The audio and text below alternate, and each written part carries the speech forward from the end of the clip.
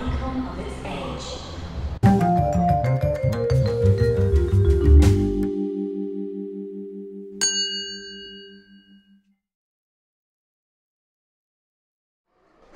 Hi everyone, welcome to Dust Shelf Collectibles. Here today in Bristol at the Bristol Aerospace Museum. Yeah, hi, welcome. So I'm here in Filton, which is just outside of Bristol, at the Bristol Aerospace Museum, specifically here to see the Concorde. Yeah, absolutely stunning to see it in the hangar here. Now it's my ambition in life to try and see all the remaining Concordes. So there were 20 originally built, 2 of the pre-prototypes were scrapped. One sadly crashed, and one of the other fleet was actually scrapped as well. So that leaves 16 in existence. At the moment, I believe this is my 6th or 7th one. I need to check, but I think it's the 6th one of the Concordes that I've seen in person. And yeah, I hope to see the others. Bit of a long stretch because one of them's actually in Barbados, but you never know. Well, it certainly is a mesmerising sight as you walk into the museum, with the Concorde sort of pointing towards the entrance door. A stunning sight. What a superb view. Standing here just on the balcony in front of the Concorde, right in front of the tip of the nose. Right, time to go and have a look inside, I think.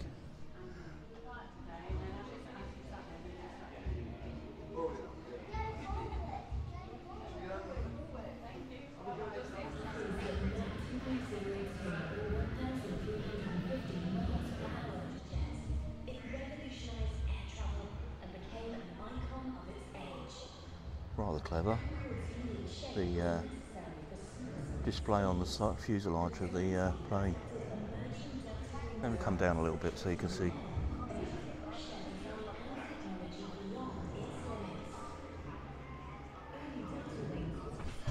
Alright, on board Concorde. And the flight deck. There's not a lot of space in here.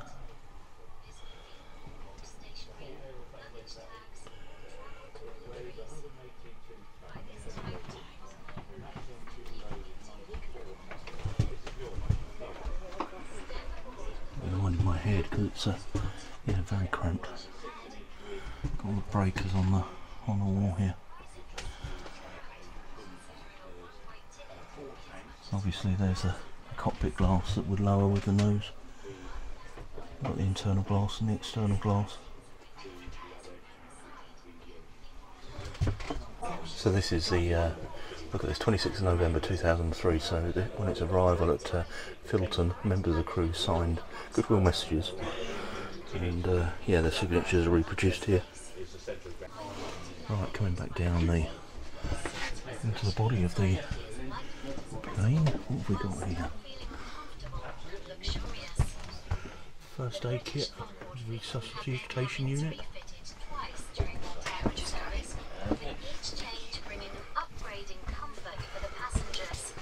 There's a my camera's not picking it up, but yeah, that's the speed and temperature on that side, and in Mach and feet on that side.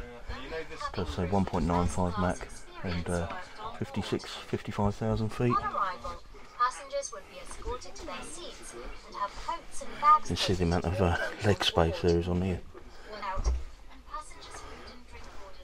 You see the size of the windows, really tiny windows. I mean, if I put my hand next to it, it gives you an idea of how small the windows really are. You see lots of leg room, even though it's very cramped in here. So this actual aircraft, it was the last one made, first flew in 1979 I believe, and it was the last one flown.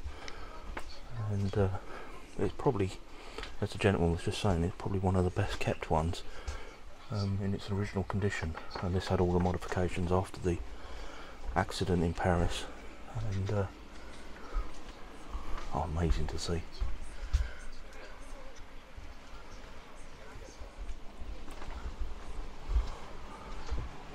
There we go, the supersonic toilets.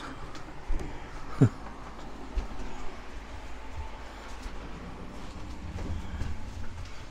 the cloakroom.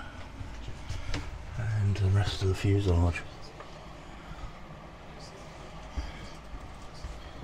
These seats do appear to be closer together. I wouldn't have thought that you'd have preferential seating on Concorde, but you know, these ones in the back of the cabin definitely appear to be close together, but unfortunately there's a glass door here so we can't get through. Right, let's come out and let's have a look across the wing. What a view. Again, you can see how tiny the windows are.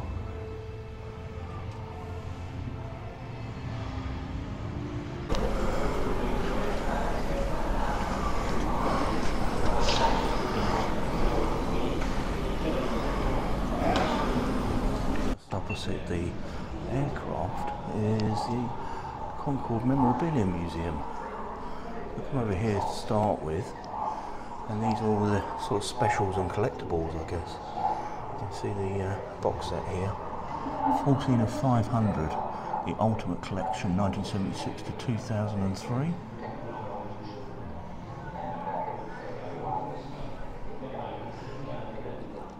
And as you can see, there's a ruler in a box set here.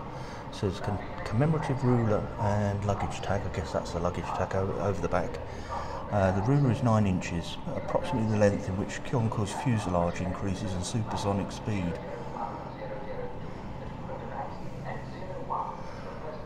First flight to Johannesburg is a commemorative plate and the first day cover there.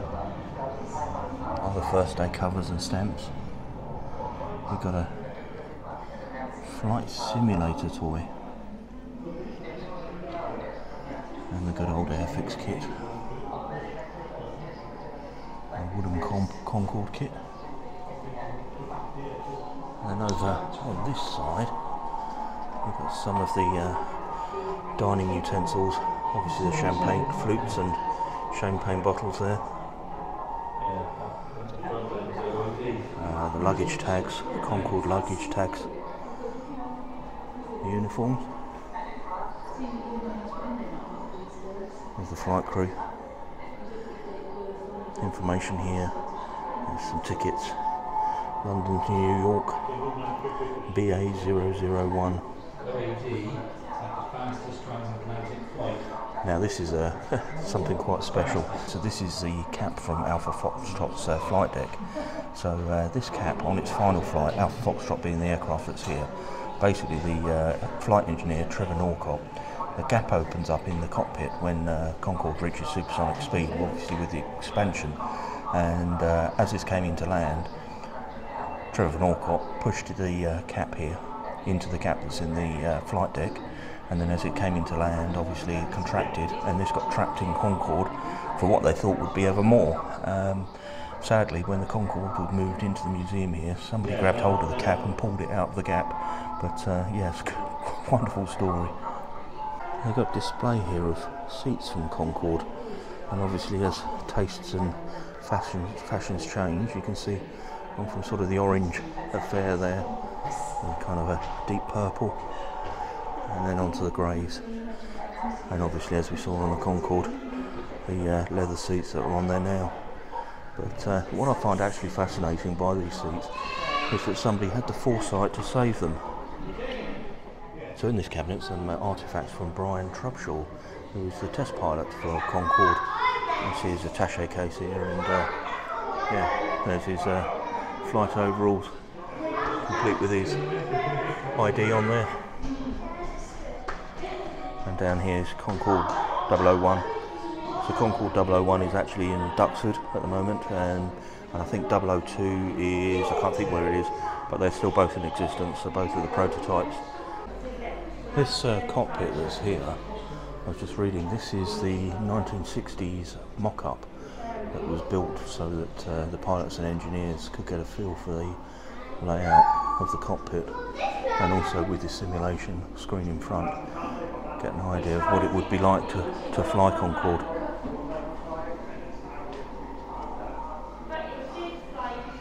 Got different bits of telemetry here that we used in the development, and I find this quite interesting.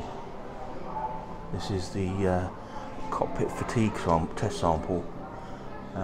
So obviously most of the aircraft was tested for fatigue, but I'm very surprised by the number of rivets.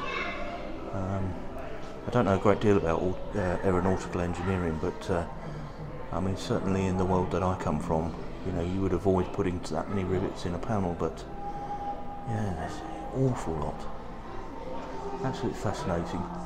And you see every single panel on here has had holes punched through, obviously, to try and reduce the weight.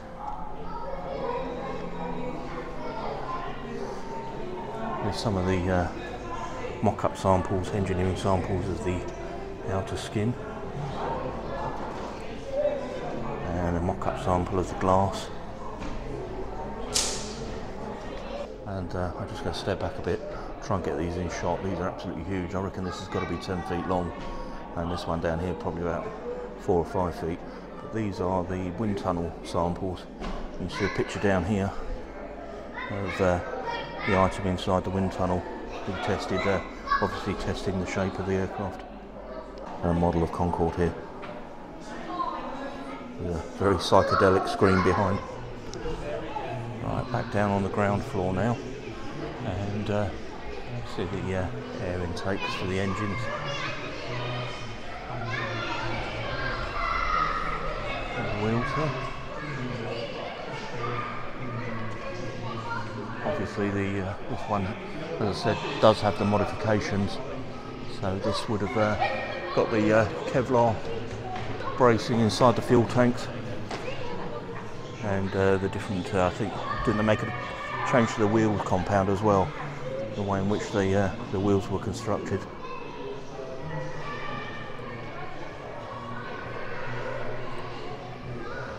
There's installed, I believe it's an Olympus engine. I'll go and read it in a minute. I'm sure it's Olympus. There's 2 of these per side. And obviously Concorde was one of the, well, it was the only passenger aircraft ever to take off with full afterburners. And with this one coming straight out of flight, you can see the scorch marks on the reverse thrust.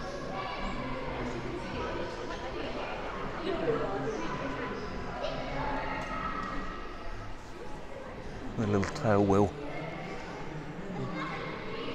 Yeah, I was right, it is an Olympus engine. Check my own memory. Here's one that's outside of the aircraft. You see the actuators on the back here for vectoring the thrust, or nozzling the thrust, should I say.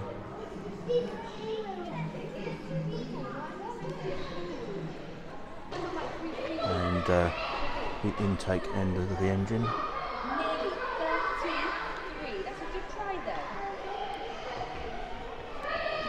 Again, we're under the wing, the right-hand wing of the aircraft.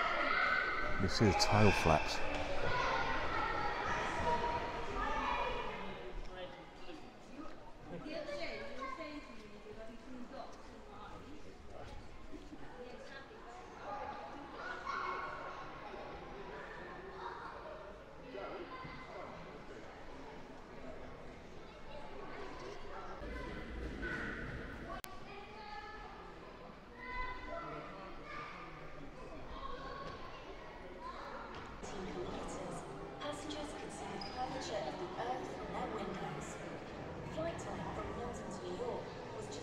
From the ground level here, just again the stunning visuals that they've got on the plane. What a fantastic idea to do a projection actually onto the aircraft. And obviously very complicated in itself because you're projecting onto a curved surface. These aren't running all the time, these are sort of every 10-15 minutes, so you can see the plane in all its glory without the projection on there.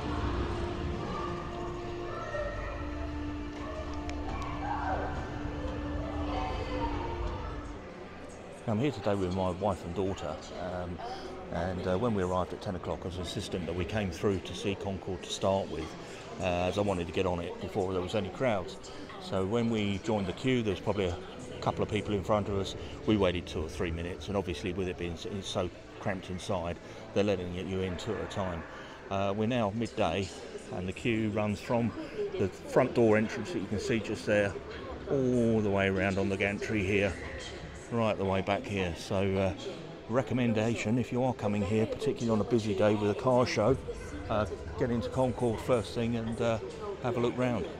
Right, there's a small exhibition here just next to the Concorde about the Bristol car division. So here we've got a Bristol 401 Buck, obviously fabrication of the panels.